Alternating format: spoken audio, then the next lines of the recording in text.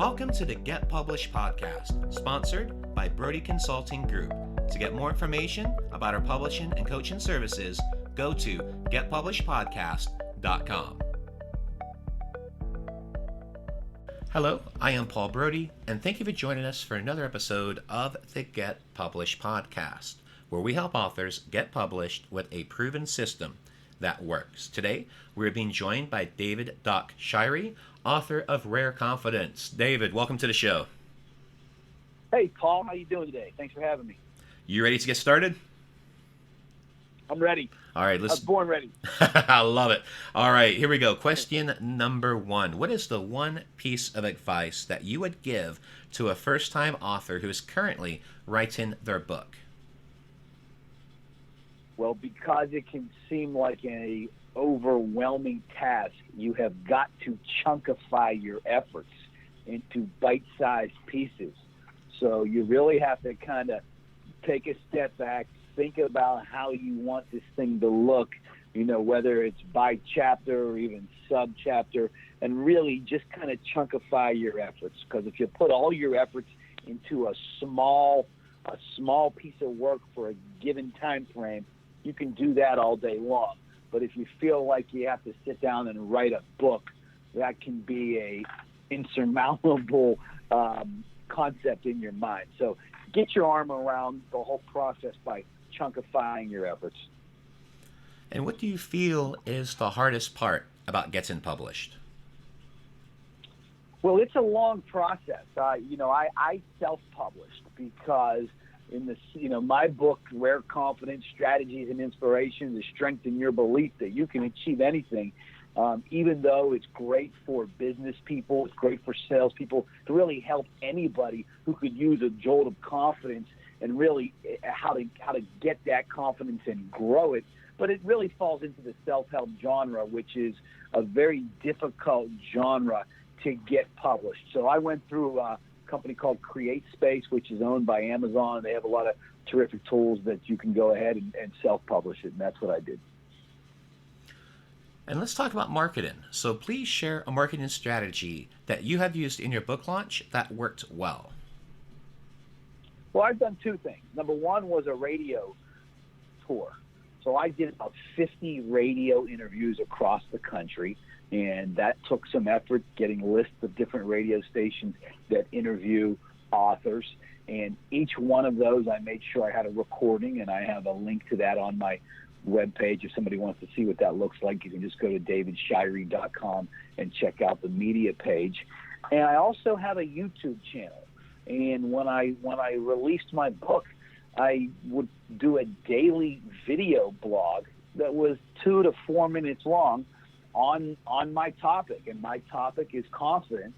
And a lot of it relates to the sales world and the corporate world, but basically it's about confidence. And so I was able to build up a following that way. That was the two most successful marketing tactics that I took.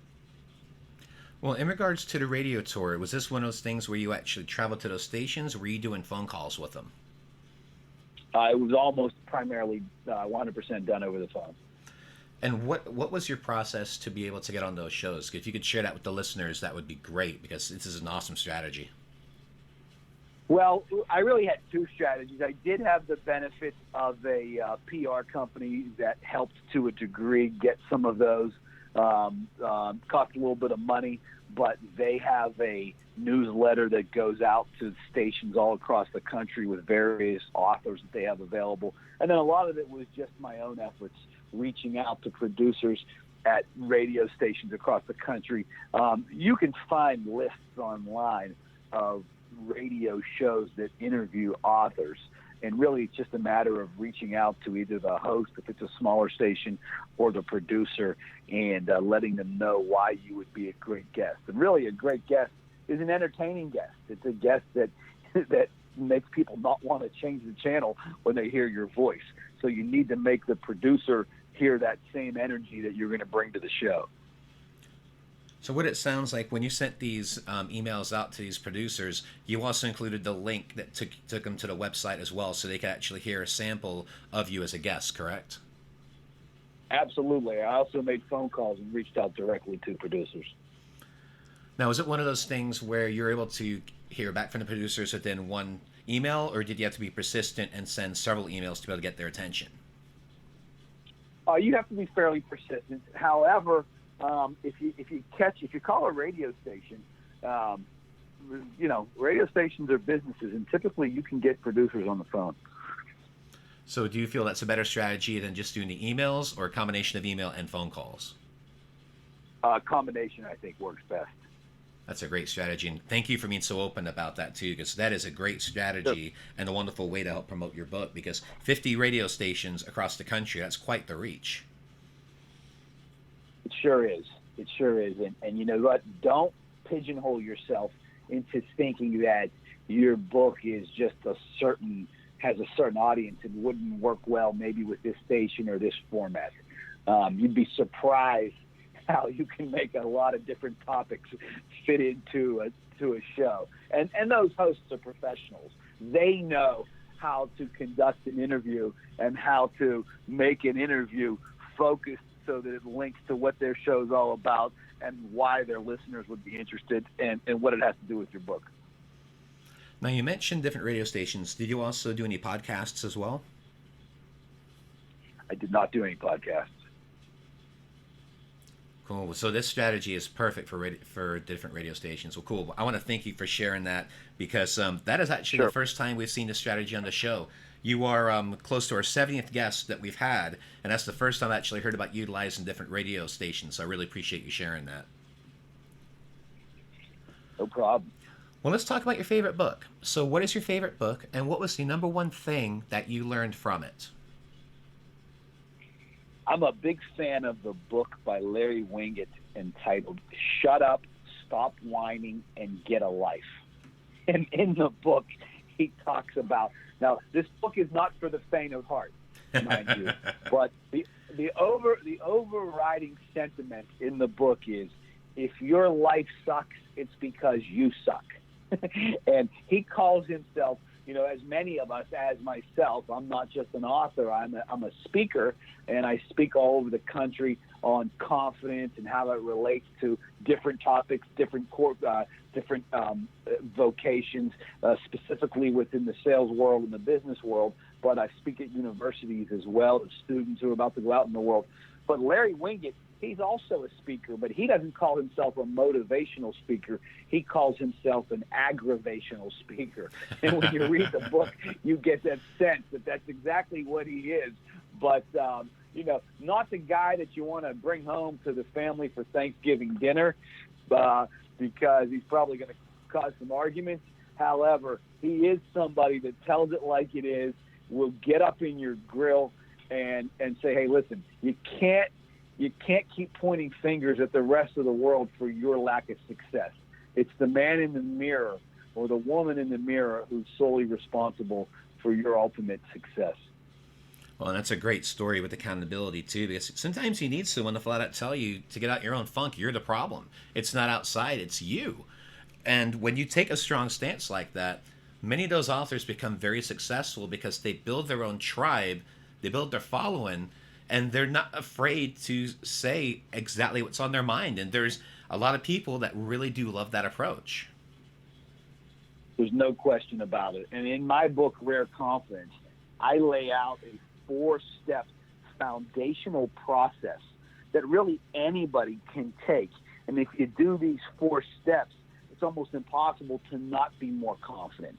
More confident people, they live better lives, they make more money, they have better relationships with their friends, their family, their significant others, their children. There's nothing bad about being a more confident person.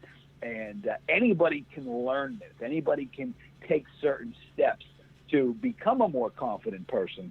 And another thing that I tried to do in the book is I went out and I interviewed 4 of the most unique and confident people that you would ever want to meet, because I didn't want the book to be just about my perception and my research about confidence. So you get some really interesting perspective from some other incredibly successful people about how they became confident and how important they feel it is to their overall success. And for a final question, what is your favorite quote and why? If you think you can or think you can't, you're still right. It's my absolute favorite quote. I love that quote because self-limiting beliefs holds us all back from achieving greatness. I'll tell you a quick funny story. My son went to college last Friday. We dropped him off about 4 hours away. And he's our only child. That's a whole other discussion. It's very sad for my wife and I, but he's right where he needs to be at this point in his life. And I pulled him aside, and I kind of joked with him for a minute after I gave him a lot of fatherly advice. And I said, hey, listen, son, when it comes to potential members of the opposite sex who you may be attracted to, just keep in mind there is nobody on this planet that is out of your league. He just kind of chuckled at me, and he said, yeah, right. And I said, well, if you think they are, then they are. And isn't it true like that with anything in life, with a job, with somebody who you may be attracted to, with anything that you want to achieve? If you think it's unattainable, you've already beaten yourself. It is unattainable. Self-limiting beliefs are the worst thing that can happen to somebody. That's why you need to develop as much confidence as possible. That's why I'm a big fan of that quote. If you think you can or think you can't, you're still right. Absolutely. It's just like W. Clement Stone said, what the mind of man can conceive and believe, it will achieve. Great quote. Great quote. Well, David, I want to thank you for being a guest on the show. What is the best way for people to find you online? They can find me one of two ways. They can simply go to my website, davidshirey.com. That's David, SHIREY.com. Or they can go to my YouTube channel and check out some of these videos. As I referenced earlier, they're all about confidence and sales, and that is youtube.com/rare confidence. There's about 170 videos. They're about 2 to 4 minutes long, really bite-sized pieces of information there. Well, David, I want to thank you once again for being on the show, and I wish you all the best in your author journey ahead. Thanks for having me on, Paul. It's been fun. Thanks again for joining us today. To learn more about how to get your book published with a proven system that works, grab a free copy of my book at getpublishedpodcast.com.